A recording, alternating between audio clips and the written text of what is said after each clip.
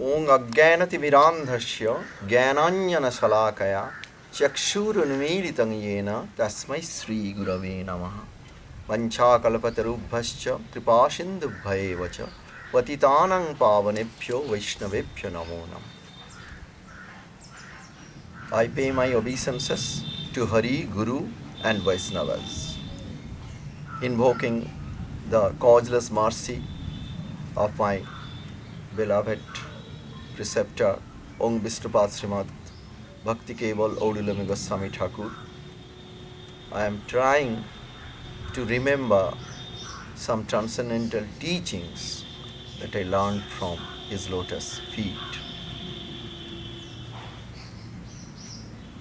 He used to quote one celebrated, oft-quoted verse from Srimad Bhagavatam. Vadanti tat tattvavidas tattam jajganam addayam brahmeti paramatmeti bhagavan iti sabdyate. Brahma, Paramatma and Bhagavan. These are the three manifestations of the Supreme Reality. The Supreme Truth, the Supreme Reality manifests itself in three ways.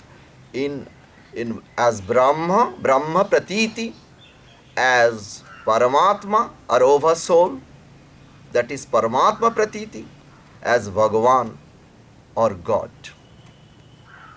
The same truth, the eternal truth, the supreme truth, the absolute truth, the infinite truth, the ultimate truth, reveals himself in these three ways. Brahma is all light, impersonal aspect, impersonal. He has no name, no attribute, no form, no leela or pastime. Impersonal aspect of the Supreme Reality. Paramatma or Oversoul, which resides in the heart of every entity. Paramatma, the passive observer of our actions, passive observer. He doesn't smile, he doesn't weep, he just observes your actions and punishes or rewards you accordingly. Paramatma, Oversoul, which resides, indwelling spirit, which resides. We are basically soul, and our master is Oversoul or Paramatma. We are Atma, and Paramatma is our master. Paramatma resides in our heart and observes our actions and gives the fruits of those actions, punishes us or rewards us accordingly. So Paramatma is not impersonal but partially personal. Partial. Angsik savishesha tattva. Angsik means partially, savishesha. He has a name, Paramatma. He has a form, Vriddhangushta Shwarupa. In every heart, he has an abode. In every heart he resides. Hriddese tisthami ariyuna. He has some work, some deeds, some divine deeds, some leela, because he observes our actions, he punishes us, he rewards us, but he doesn't love his devotees. A Jnani meditates on the Brahman, the impersonal aspect of the Supreme Reality. A yogi meditates on Paramatma in his heart and ultimately gets liberation or salvation or mukti. But Bhagavan is the personal aspect, fully personal aspect of the Supreme Reality. He is a Bhagavan is a person. Is a Bhakti. That means person. He has a personality. He has a name. Not one name. Infinite names he possesses. He has names. He has forms. He has qualities or attributes. He has pastimes or divine deeds. He has his retinue or associates with whom he reveals his love sports, with whom he performs his divine activities. He has his dhama or place or abode where he reveals these things. Bhagavan is the full personal aspect of the Supreme Reality. So, when we see the Supreme Reality from a distance, that is Brahma Pratiti. When we have a nearer vision, that is Paramatma Pratiti. And the nearest vision is Bhagavat Pratiti. That is, you realize him, you realize the Supreme Truth as God, as Bhagavan. God loves and wants to be loved. God loves and wants to be loved. God is Pujya, worshipable. God is Adaraniya, adorable. God is Sevya. God is to be served by us. We are his worshippers. We are his servitors. Jiver Sarup hai Krishna Nityada, so says Sri Chaitanya Charitamrita. This is our real identity. Servitude of Sri Krishna. Ramachandra is Bhagavan. Nishingadev is Bhagavan. Varaha is also Bhagavan. Krishna Chandra is Swayam Bhagavan. So he is the supreme enjoyer. My Gurudeva, Srimad Bhakti Keval Odilumi Thakur used to say, Bhagavan means Bhogavan. Bhagavan means Bhogavan. That means God means enjoyer. He wants to enjoy. As Krishna is Swayam Bhagavan, absolutely independent, God of all gods, fountainhead of all descents or avatars, Sarvesvareshwara, Anadir Adir Govinda, Sarva Karana Karanam, as the Brahma Samhita describes him. So, he is the unparalleled enjoyer, supreme enjoyer. And he has a transcendental sweet body. Krishna loves us, the devotees also love him, but Ramachandra also loves his devotees. Devotees also love Ramchandra, but if you compare Ramachandra's Leela with that of Sri Krishna, you will find that Krishna's love is unbounded, infinite, unfathomable ocean of love.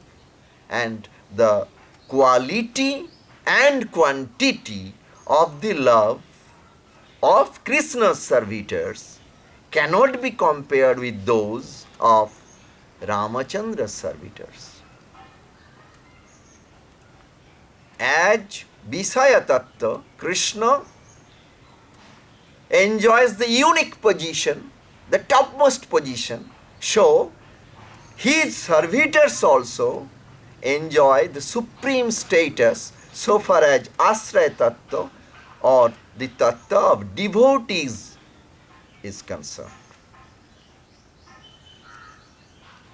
And so, a devotee of Krishna Chandra is superior to a devotee of Ramachandra so far as quality and quantity of love is concerned.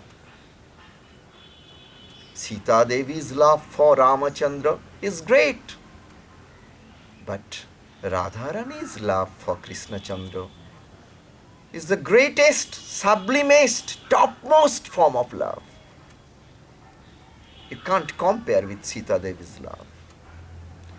You can't compare with even Rukmini's or Satyabhama's or Lakhana's love for their husband Krishna Chandra. No, you can't do that. Unique position. Krishna enjoys as Visay Tattva of love, and Krishna devotees also enjoy the same status as devotees. So, God and his devotees, Visay Tattva and Asray Tattva. In Krishna or in Sri Gauranga, the Visay Tattva reaches its acme, its zenith, and so far as his servitors are concerned, their devotion also reaches the zenith or the pinnacle of devotion, the highest point of devotion. This Krishna Chandra, he has a body, a transcendental sweet body.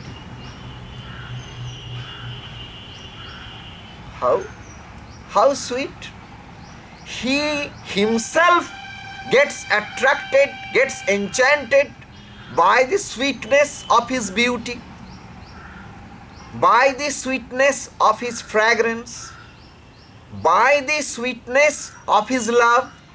When he looks at his own reflection in the transparent water of the blue Yamuna river, when he looks at his figure mirrored in a golden mirror, when he sees his own portrait painted by some artist, he gets captivated by the beauty of his own self and wants to embrace himself. But is it possible? Can I embrace my own self? So Krishna descended on earth in Kali Yuga as Gaur Sundar to taste the ambrosia of his own sweetness, sweetness of beauty, beautiful figure, sweetness of love, sweetness of attributes,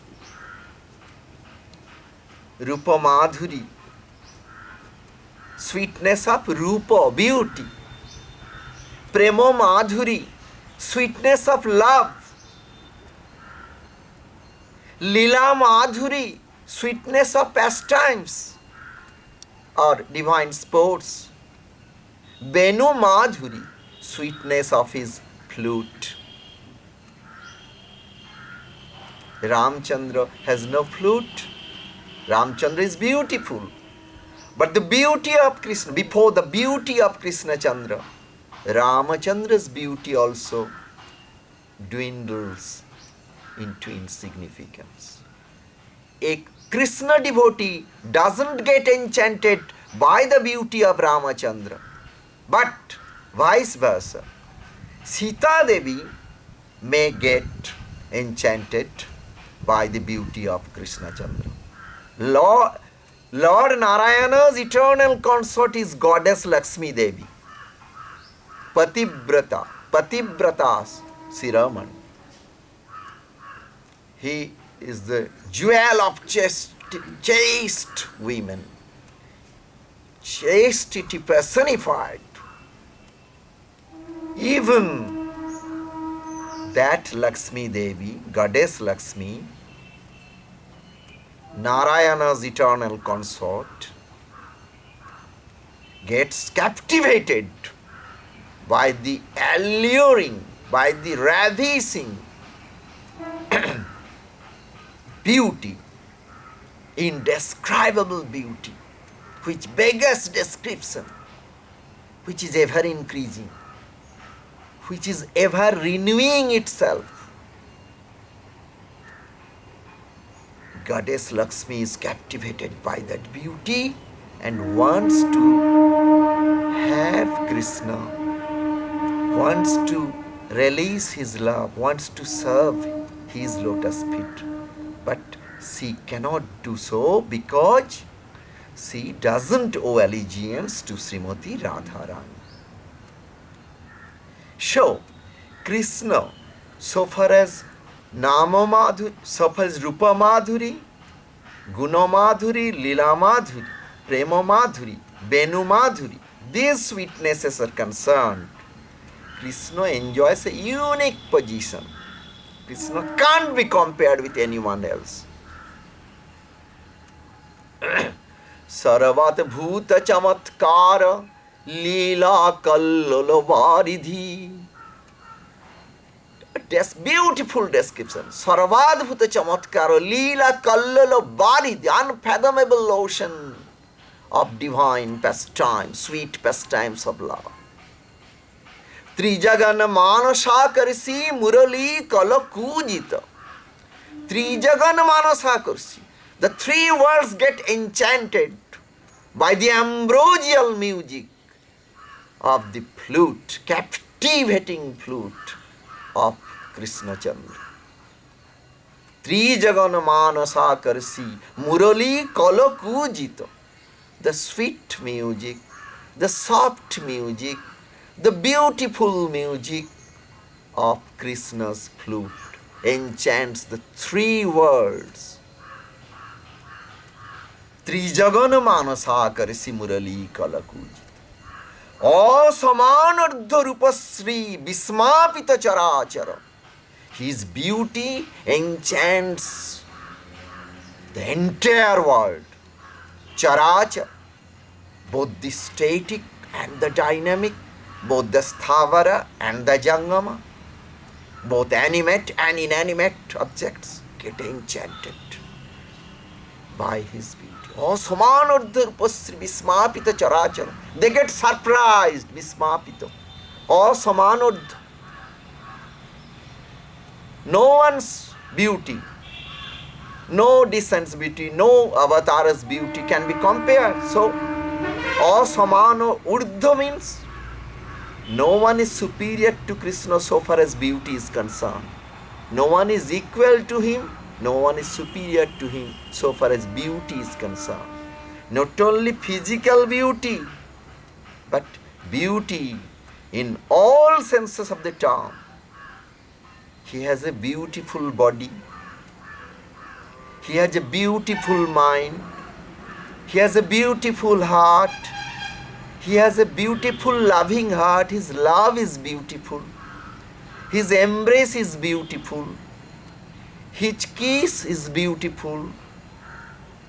Everything pertaining to him is beautiful.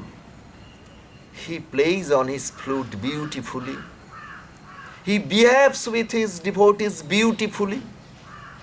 So Billamangal said, a Rasika Bhakta, a Rasika poet, Billamangal said, that Madhuranga Madhuranga Bapurasya Vibhor, Madhuranga Madhuranga Badananga Madhurang, Madhugandhi Mridusmita Meta Daho, Madhurang, Madhurang, Madhurang, Madhuram.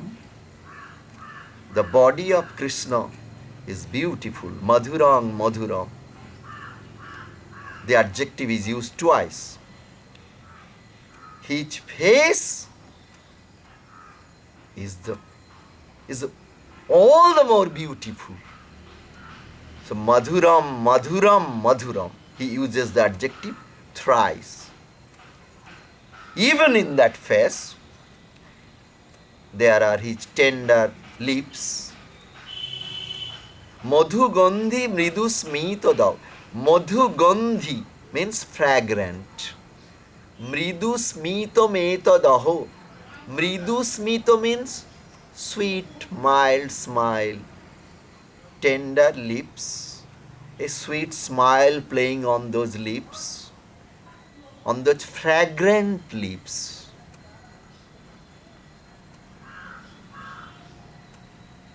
Those sweet, scented, fragrant, tender lips, where he plays his ambrosial flute, are Madhuram, Madhuram, Madhuram, Madhuram.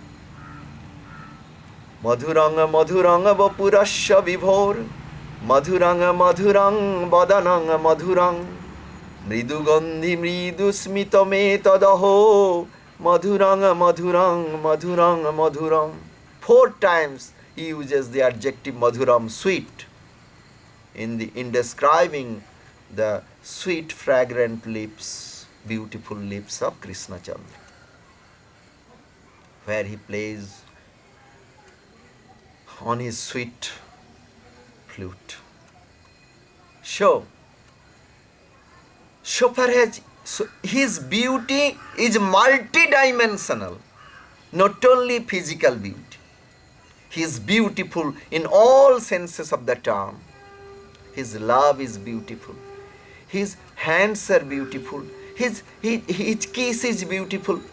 Adharanga madhuranga badananga madhurang nayananga madhuranga hashitanga madhurang hridayanga madhurang gamananga madhurang madhuradhipate rakhilanga madhuram. Everything pertaining to him is madhuram, madhuram, sweet, sweet, sweet. That Krishna is Bahujana Vallabha. That is, he wants to be served and loved by many. Ramachandra wanted to be served only by Sita in Madhurya Rasa. He rejected love of other women. He was a staunch moralist because he was Maryada Purushottama, descent of morality, ethical codes. But Krishna Chandra, he emphasized love. He doesn't emphasize morality. He rejected morality because morality or niti is nothing in comparison to priti or love. When the gopis or divine milkmaids of Braja transgressed the ethical codes, the scriptural laws and injunctions, and rushed towards the lotus feet of Krishna Chandra to serve him, disobeying their husbands, from the moral point of view, it is not proper. But from love's point of view, it is the noblest thing. Krishna Chandra says, morality or niti is nothing in comparison to priti. So, in fact, gopis are superior to even goddess Lakshmi so far as chastity is concerned, because though Krishna is revealing his Leela as a paramo, basically, fundamentally, Krishna is the pati or husband of all creatures, of the gopis, of the husbands of the gopis, of the parents of the gopis, of all living creatures. He is the husband, Jagat Pati. At the same time, he is Jagat Pita. A person can be father and husband at the same time. Is it possible in this modern world? But with Krishna, all apparently contradictory things are possible. Apparently contradictory things are possible only with Krishna. He is at the same time Jagat Pita, universal father, and Jagat Pati, universal husband, and Jagat Upapati, universal paramo. So, when you go to serve Krishna as your paramo, apparently it seems that you are transgressing moral codes. But actually, basically, when you analyze the matter, you will find that it is morality at its zenith.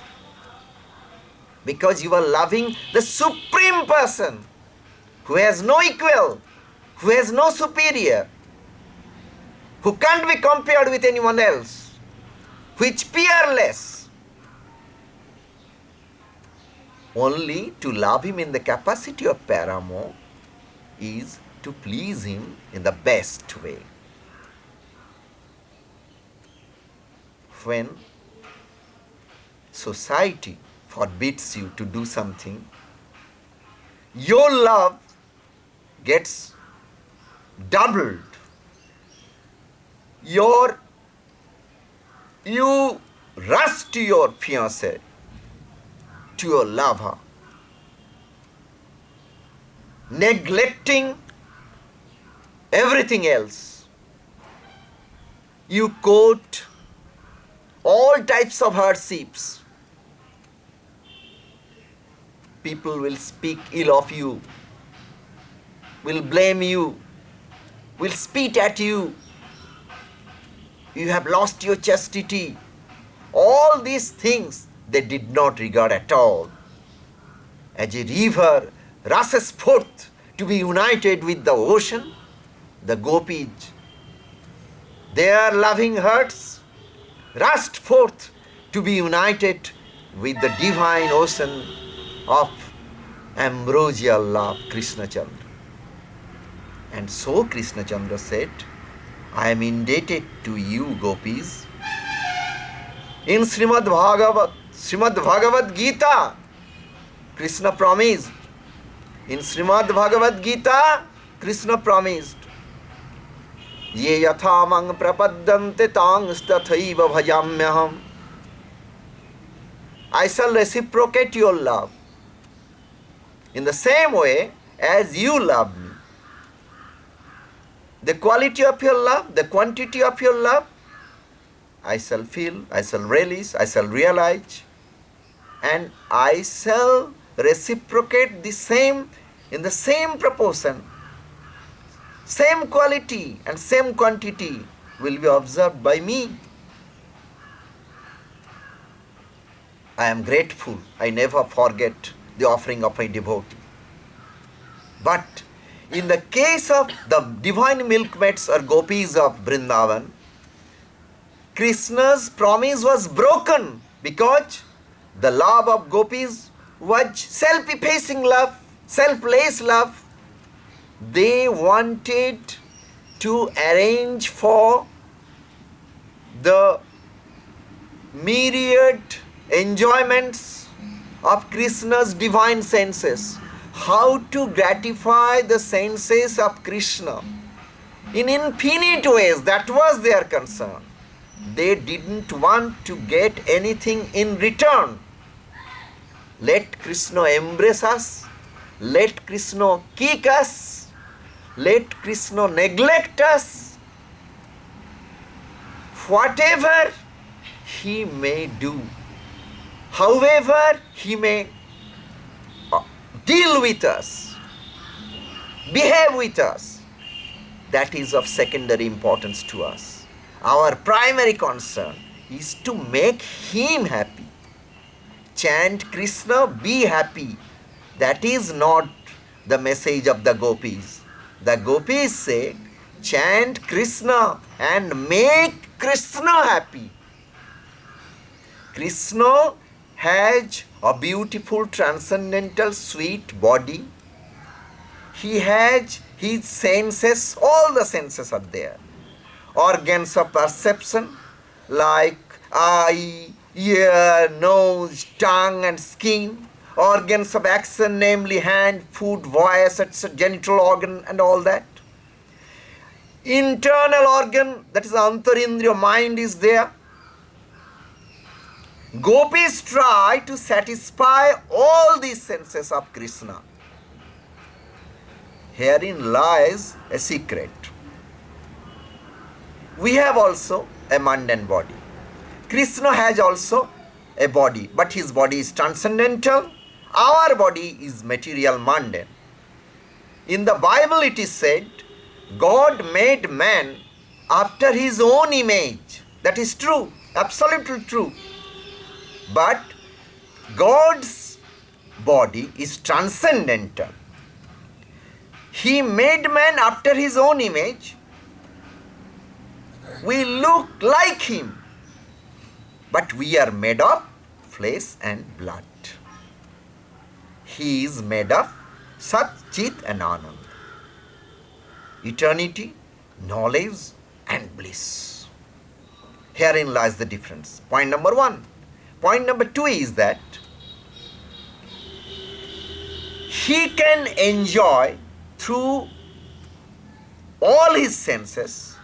Any of his senses can perform the work of other senses. That means with the help of his lotus feet, he can see, he can hear, he can taste, he can smell. What is the proof? If you go to Gaya, if you pay a visit to Vishnu Pada Padma, there the lotus feet of Vishnu are worshipped. With those lotus feet, God sees, hears, tastes, smells and touches objects of enjoyment. But we cannot do that. With the help of our eyes, we can only see, but we cannot hear. Point number 3. Deho dehi vibhagoyam nesware vidvate kvachit. In the case of God, there is no difference between body and soul. Krishna's body and Krishna's soul are one and the same. But in the case of conditioned souls like ourselves, our body is something totally different from our soul. Our souls are differentiated infinitesimal particles of the infinite, the absolute Lord. But our body is made of Maya. This is full of Maya, the deluding potency of the Lord. This is illusion.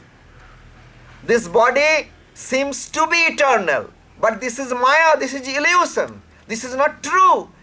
True for the time being.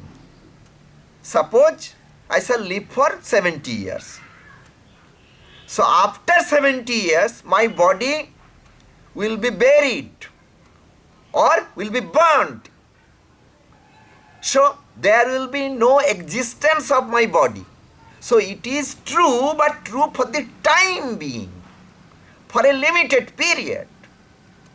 But what is my real identity? I am Atma. I am soul. I am soul. I am Atma. Nahanyate hanyamane sarire. This body is perished, but the soul never perishes. This body is mortal, but the soul is immortal. Vasansi jiranani jatha vihayo. When your clothes are torn, when your clothes get old, you reject those old clothes. You buy new clothes. You wear new clothes because those old clothes you can't wear anymore. You reject them. You throw them in outside your house. Similarly, when our body gets old, our senses cannot function properly, we give up these old clothes, the old body, and a new body is given to us by God. God means God's deluding potency, Maya. Maya gives us another Mayic body or material body. At the order of Krishna, Maya does that. But this body, and this is material, composed of 5 elements, given by Maya, the deluding potency of Mayadhis, the Lord of Maya, Krishna Chandra, and the indwelling spirit or soul is a particle of ray of the divine Son Krishna.